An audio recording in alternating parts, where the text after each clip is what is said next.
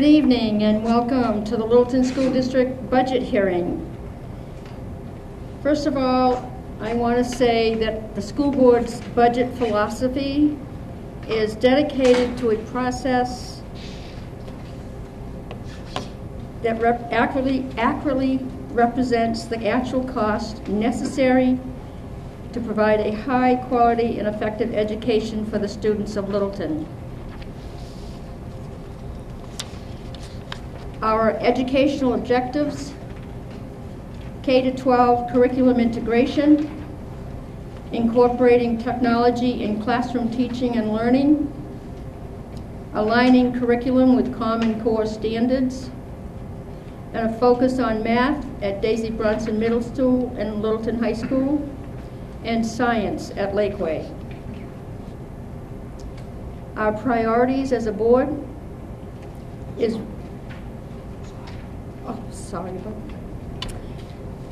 rigorous and competitive academic experience for all students, effective district leadership and fiscal oversight, a 5-year facilities management planning and implementation, a cycle of regular facilities maintenance, orientation and support for our new superintendent,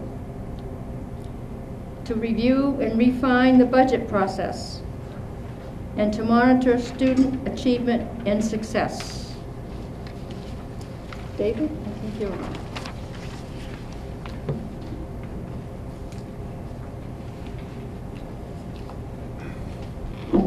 I'm David Bickford, your superintendent, and I really would like to review the process that we have gone through to develop this budget.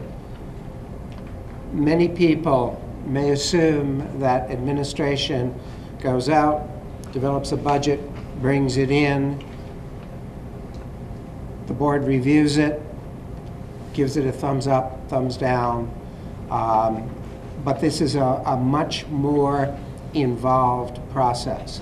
When we began this year, I asked administration to develop first and foremost a program-driven proposal with recommendations for enhancing our instructional program, and this year with considerable input from the facilities committee.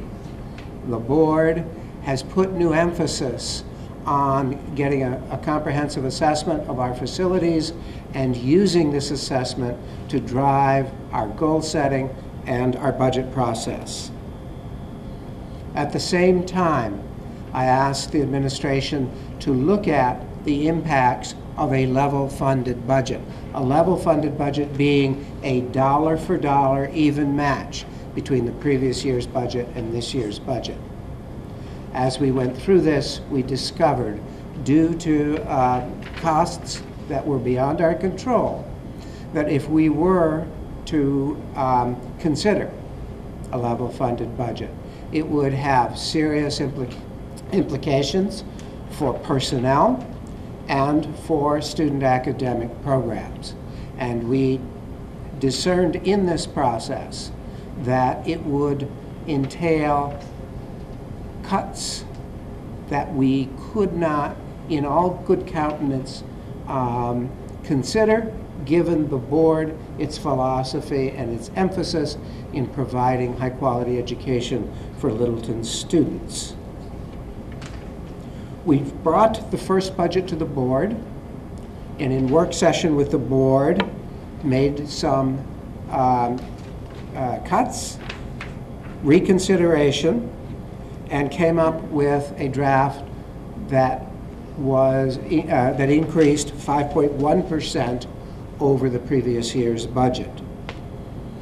The board looked at that, asked us to go back, gave us some suggestions where we could make modifications, and we developed a draft that had an increase of 4.8%. The board then met with the budget committee with the 4.8% draft.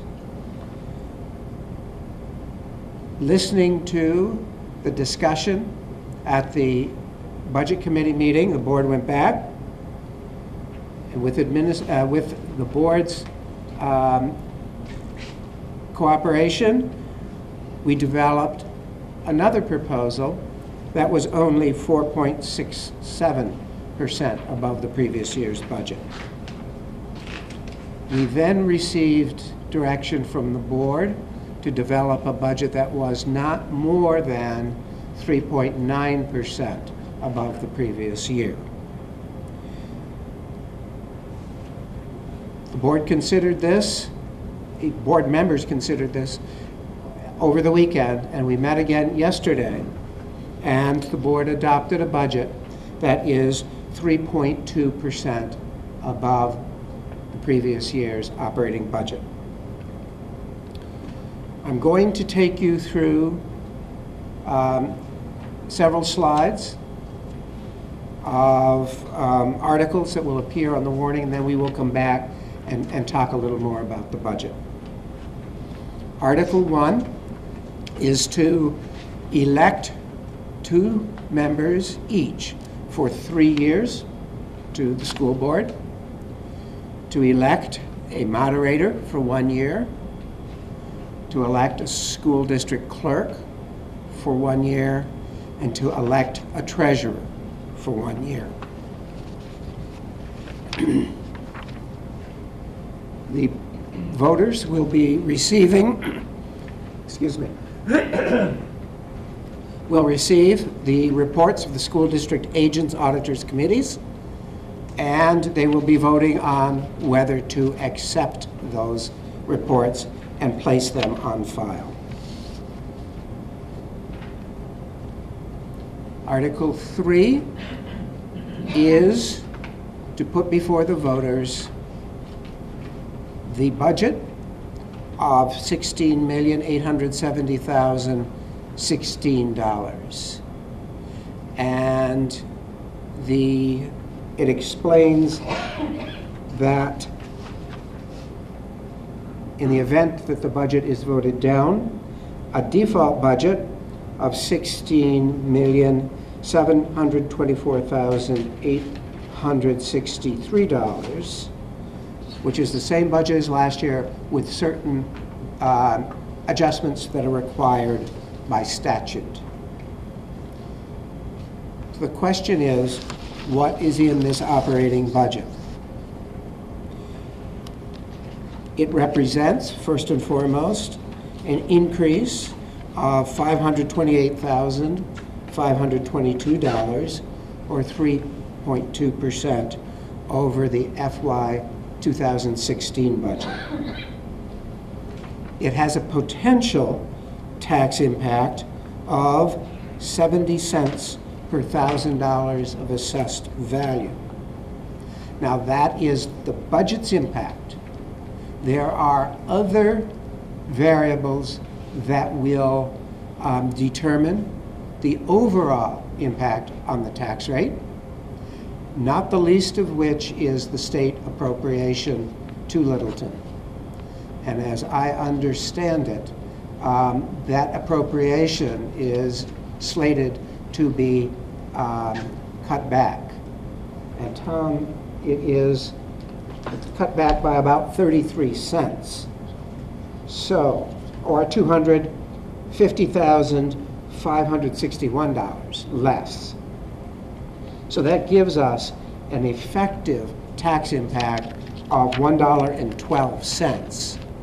So as we go through this, we are aware that this isn't just about our expenditures, but it is about the ability to generate revenues.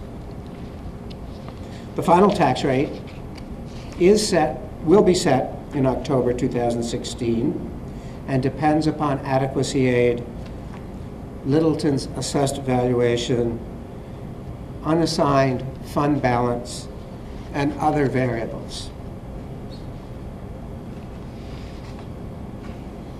This is a restatement of the information I just presented. I would like to ask our business manager, Tom Mangles, to go over the budget with showing the major increases and decreases in the budget as it has been developed.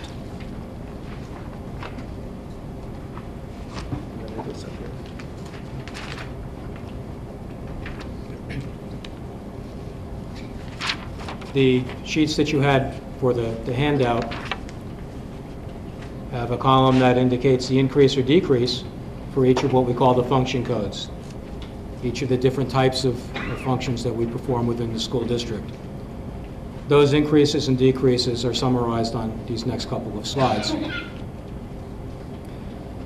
So in general education, we're looking at $226,078 increase over the prior year. It's driven primarily by salaries and benefits. In special education, $126,228. Vocational education, the CTC Center, $51,987. Co-curriculars, including our athletics and other student programs, $95,554. Student support services, $42,206. Instructional staff support, including our coaching, workshops for teachers, any mentoring programs or anything like that to help teachers be better teachers. It's $40,993. The board and superintendent's office, $22,118. School administration throughout the district, all the principals and their primary offices, $36,420. Transportation, primarily as a result of a bus contract that was negotiated a couple of years ago, which has a 1% increase in it for this upcoming year, $2,070. Technology, including salaries, benefits, and some equipment, $11,047. The decreases, we only have a few of them this year. The business services, primarily as a result of reassignment of personnel and some new people, $11,875 decrease. Operations and maintenance, which is all the facilities, with those items that have been withdrawn by the facilities committee and by the board, a decrease of $1,840. And debt service, as we level fund our principal payments each year on both bonds, the interest rate comes down, or the interest paid comes down this year for $26,464. So again, the net increase of $528,522, or a 3.2% increase over the prior year.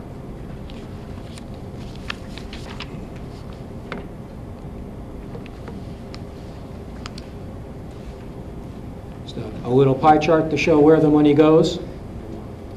As you can see, the vast majority, is salaries and benefits. And this is consistent with previous years.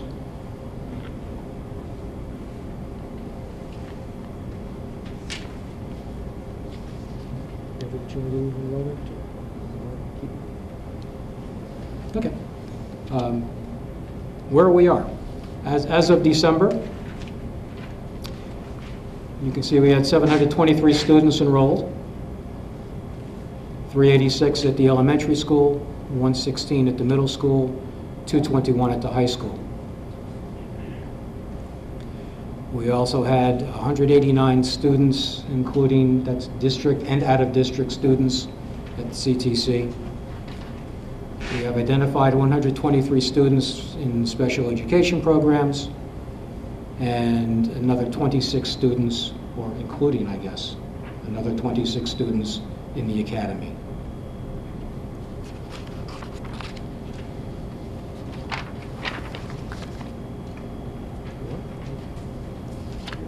We do it?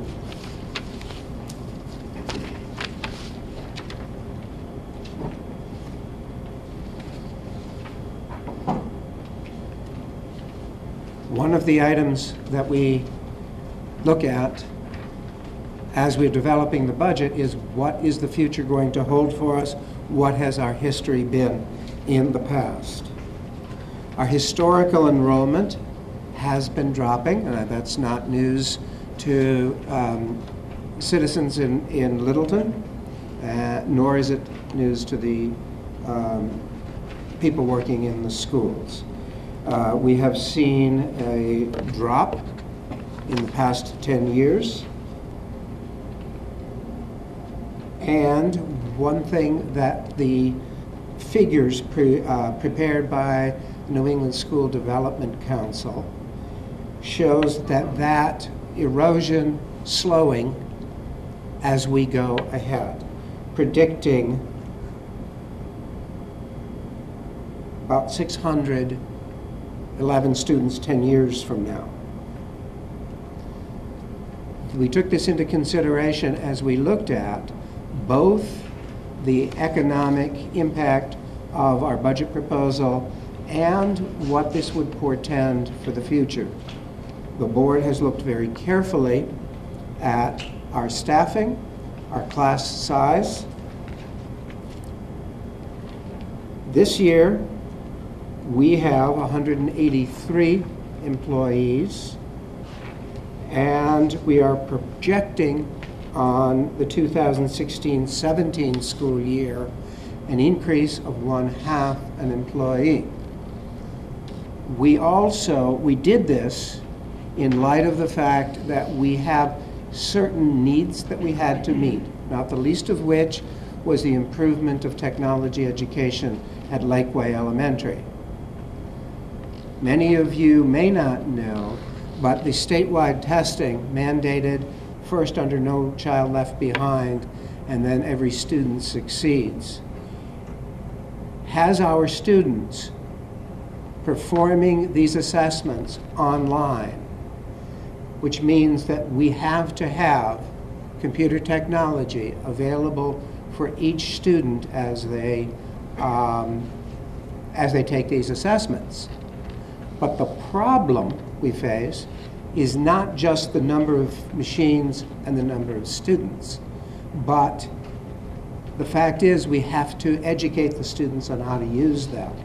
So by reallocating 2/10 or adding 2/10 of an instructional assistant, a board-funded instructional assistant, we are able to reallocate the time of one of our teachers at Lakeway to assist with technology education. In addition, we have 3/10 of a position in the custodial area that we will be adding, because we found that although we included the position in this year's budget, those funds were used to provide for an instructional assistant, and rather than amend the budget this year to increase it, we kept it the same and we're putting it in for next year. You see the breakdown on year-round employees. And the school year employees, and we see the increase in the school year employee by 0.5.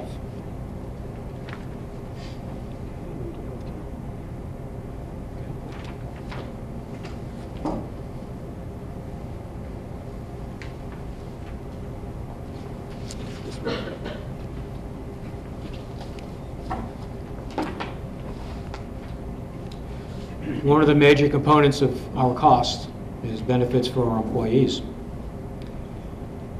Last year when we came before you, we were looking at guaranteed maximum rate increases in our health costs, in our health plans, of roughly 4.8%. The board, and with some guidance from the Budget Committee and some others, looked at the history of what our increases had been. We decided not to bring a final budget with that much of an increase. We actually reduced the total health insurance cost in the budget for this current year by roughly $200,000. We brought it down to $1,992,000, as shown in the top line. For next year, because of changes related to the affordable health care, because of actual experiences through the healthcare industry, we're facing a guaranteed maximum rate increase of our existing plans of 15.5%. When comparing the $2,567,000 to what's in the actual budget for this year, it shows a $575,000 increase, or 29%, because we reduced the budget this year. It's a 15% increase over the actual rates in this year, but it's a much larger increase over the budget for this year. The driver plan in the operating budget is the same for both professional staff and the support staff. It's moving from the Matthew Thornton 20 to Access Blue. It's just a name change, but it's still the same plan. The provider is broadening their network, and because of all the other changes with affordable health care, that's okay, I don't need that, has opted to change the plan name to Access Blue. Later on in the presentation, thank you, we'll be discussing a negotiated agreement with the teachers, which does include some changes to the insurance program. But for the operating budget article, we stay at the existing plan with the existing salaries that are in the current agreement.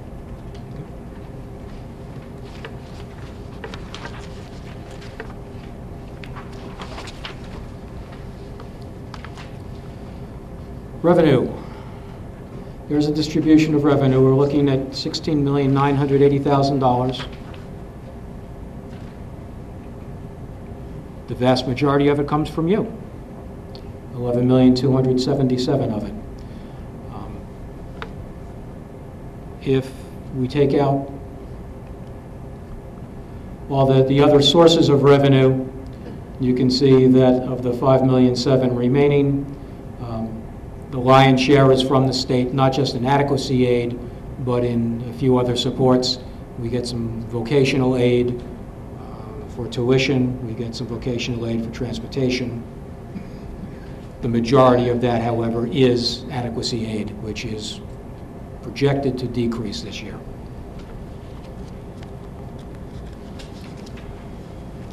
The default budget. I believe you have a full slide on that.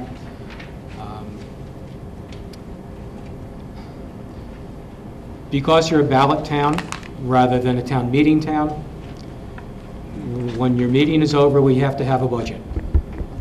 And your meeting is over at the end of balloting. Whereas in a traditional town meeting town, your meeting is over when you have a budget.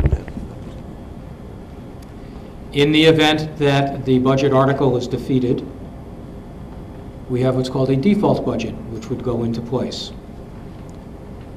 The default budget takes the monies that you have approved for this year, adjusts it by contractual obligations, in this case the support staff agreement, changes in the bond payments, the little bit of bus payment, makes those adjustments, takes out one-time payments that you had approved for this year that we won't be carrying forward to next year, and leaves us with a net of $16,724,863. And that's what should go, that's what you'd refer to back in the budget article. Okay, if the budget is defeated, the default would go into place, unless the board chooses to have a special meeting.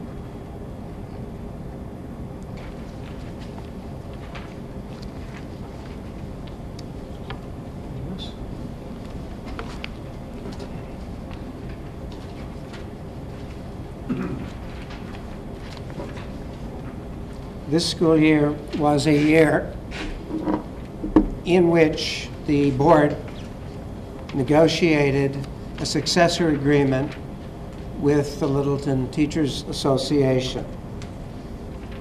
They reached an agreement, and the statutes require voter approval.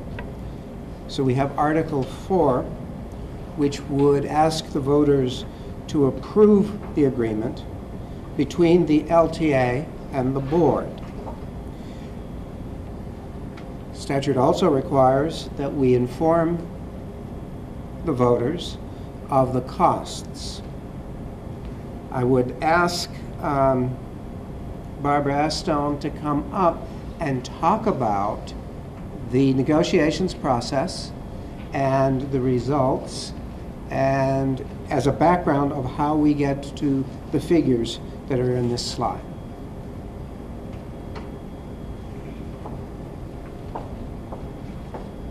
Evening. I'd like to talk to you about the major agreements that the district and the Teachers Association have come to, and that will come to the voters in March.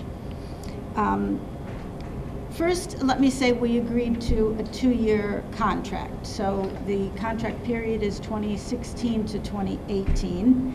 That is so that we would be able to review new government regulations on healthcare that are expected to come in 2018. So we have a 2-year contract this time. There are 3 main elements that were addressed. First is teacher evaluation. A new evaluation process was defined, which the superintendent and teachers have been working on collaboratively to develop over the past year. It provides more frequent, more efficient, and more targeted observations of teachers that will take place periodically throughout the academic year. Currently, what is currently in place, teachers that are tenured and non-tenured receive one extended observation every 3 years. Now they will receive briefer observations and consultations 3 times a year, with extended observations as necessary and a formal evaluation as necessary. Non-tenured teachers, however, will be observed 5 times a year, again brief observations, with extended observations as needed and formal observations as needed. So this creates a more efficient program that targets what the needs are among the various teaching staff. The second item that was addressed is the health benefits. The district and the Teachers Association agreed to change the health insurance program currently being offered to a high deductible plan. We recognize, or rather I should say the district for its part, agreed to a higher premium split on the new plan, moving from 81% paid by the district under the current plan to 85% under the new one. We recognize that the Teachers Association took a significant step in making this change, and we commend them for recognizing the need for it and for working cooperatively with us to achieve it. Should the contract be approved by voters, the district will experience significant savings in premium contributions. Insurance costs will be reduced by $135,000 in 2016-17, and we will have lower premiums than before going forward every year. The third component of our agreement is a salary increase. The salary increase in the proposed contract will be comprised of a step on the salary scale in each of the 2 years, plus in the first year, $750 in cost of living increase, and $500 in the second year for cost of living increase. This amounts to $202,000 in salary increases for teachers in 2016-17. The net increase that would be reflected in the proposed budget, should the contract be approved, is what you see in this slide.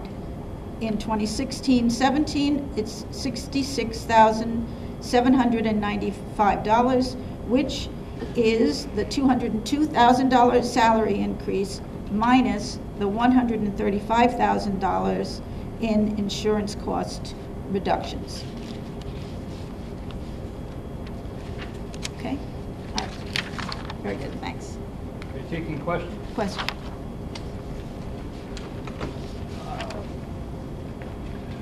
Okay, Barbara, could you explain the significant difference in the first year and the second year? First year is $66,000, second year is $164,000. Yes. The $66,000 represents the difference between the insurance cost savings that will happen when we change to the new plan. That $135,000 taken from the salary increase. So that is a net increase. $66,000 net increase in the 2016-17 proposed budget as a result of the contract. In the second year, it will be higher because we will already have the new program in place. So there will be no cost savings moving from the plan that we have now to the new plan. Okay, so the first year is a one-time savings? The first year is a one-time savings moving from the current program plan to the new plan. Okay, second question, what did you base your cost of living increase on? Well, we considered what the cost of living would be. Specific? Do you have any specific references, or just a number pulled out of a hat? I believe it was the national cost of living increase.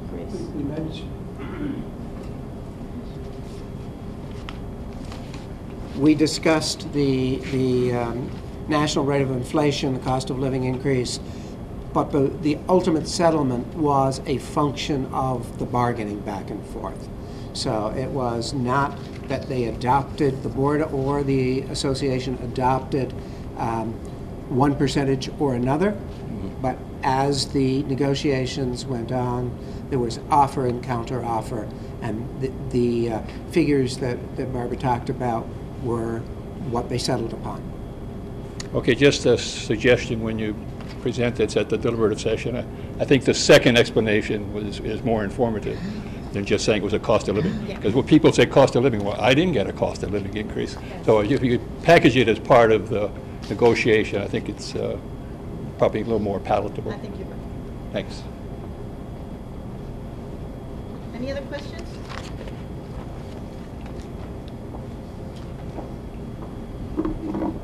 Continuing down the warrant, Article 5, if in the event that Article 4 is not passed by the voters, it gives the school district the option of calling a special meeting to deal with cost items only.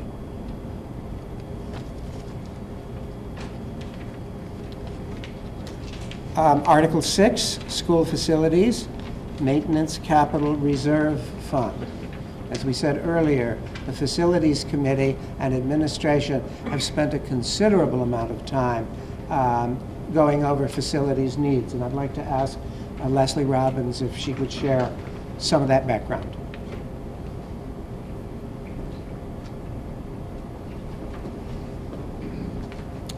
Good evening.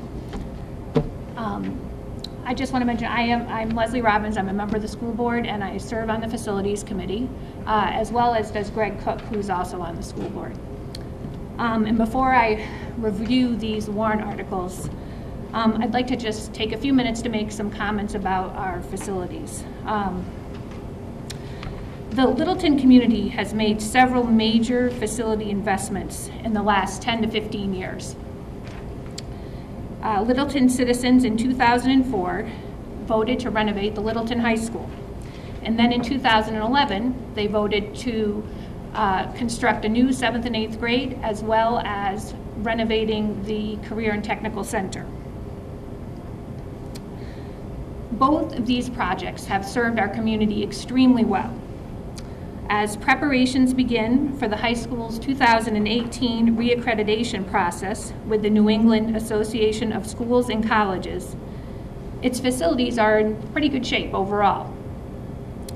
The Career and Technical Center continues to be a tremendous resource for Littleton students and those students attending from sending districts. This state-of-the-art facility is home to one of the top health science programs in the state, as well as numerous other excellent technical programs, which are preparing students well for careers and further study. Enrollment at the CTC is on the rise, despite a decline in enrollment in many schools in the region. This is a credit to the staff and the practicality of the programs offered. You know, we really do have to thank the past boards who brought those two major programs forward, those projects, the renovation to the high school and the CTC and the new 7th and 8th grade. And we have to thank the Littleton citizens who voted for them. These were very strong investments for our community and our children's futures. Now on to Lakeway. Portions of Lakeway Elementary School were originally constructed in 1951 and are now 65 years old. With several additions in 1958, 78, 82, and 2002, the needs of the students have definitely been met, but the building systems are aging. Parking is leased, and traffic on the busy street is congested during arrival and departure times. Anyone who's on Union Street knows what I'm talking about during those times. Just as previous school boards recommended the need for a new elementary school 8 to 10 years ago, this board is also exploring that option. However, the present state moratorium on building aid for new projects complicates the process. Last week, the New Hampshire State House of Representatives on a voice vote voted that House Bill 549 ought to pass with amendment. This bill proposes that school building aid shall not be less than $50 million annually. Right now it's capped at $50 million, and primarily the tail, that being the previous construction projects, is what that aid is paying for. This new proposal would allow for some new construction and renovation projects. The bill was referred to the Finance Committee. I'm not sure, we're not sure what will happen from there, but it's perhaps a positive step towards the end of the moratorium and possible aid for new projects. This board intends to diligently investigate all options and to be ready with a possible project, whether that's a new building or a renovation, for the community's consideration should the moratorium on building aid be lifted. In the meantime, we are committed to keeping the current facility secure and safe for students and staff. We have been very mindful of further investments in the building. It's definitely a balancing act where we are right now. So you can look to see, as David mentioned, a 5-year plan at least that we look to bring forward to the community and get feedback on. And I just want to mention also a little bit of the facility committee's work over the last year. I think it was in 2011 that the position of the Director of Buildings and Grounds was cut. So we've been moved forward without that. And I really have to credit the very systematic work of Alan Smith and district personnel for really improving the oversight and processes for the regular maintenance and inspection of our buildings. Inspection schedules have been adopted, and a thorough list of immediate and short-term building repairs have been created. This board firmly believes that regular maintenance and repair of facilities ensures safe and positive learning environments for students and staff, while also protecting the Littleton community's significant investments in our schools. So with that said, I want to bring to the public attention that the board anticipates using some capital reserve funds to do a couple of projects coming up in this summer in 2016, and I'll start with Lakeway. We have a roof which is located over the multi-purpose room. That's the cafeteria. It's about 30 years old. It was installed in 1986, and in 2012 and 2015, infrared scans of the roof and core sampling show a lot of wet areas, and it's getting worse. So we are going to use about $54,000 for the replacement of the roof of the multi-purpose room at Lakeway. In addition, we have some safety improvements which are required by our insurance company for the upper level of the playground behind Lakeway Elementary. We need to expand the containment area for the equipment that's up on that second tier on the hill, and we need to replace the current ground cover with a rubber mulch. So the insurance company is requiring us to do that. We estimate the cost of that to be $23,000. That particular improvement we are slating that to come from the Equipment Capital Reserve Fund, which I'll talk about in a minute. And then the third project is at Littleton High School, and it is the front lobby public restrooms. Over the next, 1 to 5 years, let's say, we've got 5 sets of restrooms in the high school that will need to be improved and replaced. So we are targeting the ones right outside these doors for the first round, and that's going to be at a estimated cost about $32,000. So the restrooms and the roof, those 2 figures are to come from the Facilities Capital Reserve Fund, and the playground improvement, the new rubber mulch, and the containment area is from the equipment. So we are planning to use those funds. So that leads me to Article 6. Shall the Littleton School District raise and appropriate up to the sum of $50,000 to be placed in the School Facilities Maintenance Capital Reserve Fund created March 16, 1993. Such sum to be funded from the June 30th, 2016 unassigned fund balance.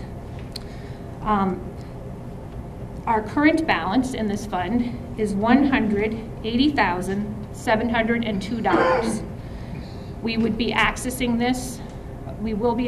this fund to do the restrooms at the high school and the roof at Lakeway. In the past, we used about $84,000 out of this fund to do the Lakeway roof replacement. You remember a few years back, the second floor was replaced. Okay. Oh.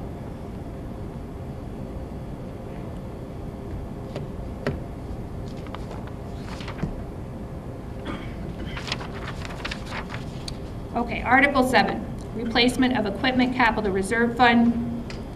Similar idea, $30,000 to be placed in the replacement of Equipment Capital Reserve Fund created on May 24th, 1984. Such sum to be funded from the June 30th, 2016 unassigned fund balance. As of December 31st, 2015, the balance of that account is $102,704. We are planning to use $23,000 for the Lakeway playground safety improvement. In the past, we have accessed this account or past boards for improvements to Lakeway's playground. Quite a while ago, we used funds from it to purchase the Littleton High School bleachers. So those are the types of equipment that have been used historically on that.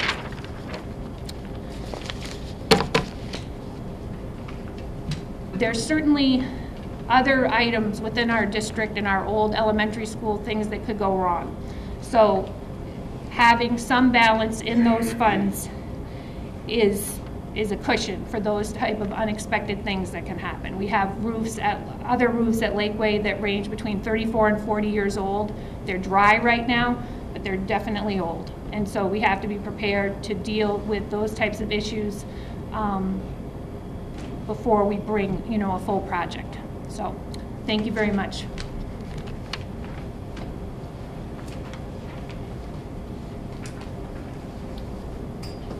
So this is an opportunity, if there are questions on the presentation, certainly entertain them now. In the event that members of the public would like additional information, contact information is on the back, telephone number, and if you go on the website, you can get email requests, email addresses. Dave, a quick question, an accounting item. On page 49 of the budget, you give the total percentage change as 3.37. The briefing slide said 3.2. Okay.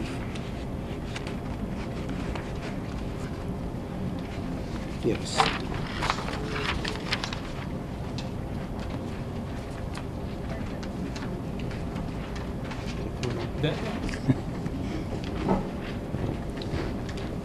This report by account is only for the general fund and food service fund. It does not include grants, which is another $650,000.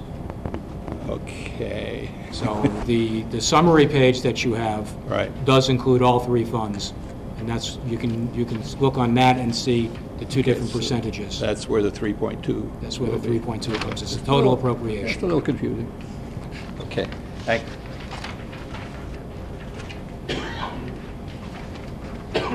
Any other questions? Seeing none. Entertain a motion to adjourn, I guess.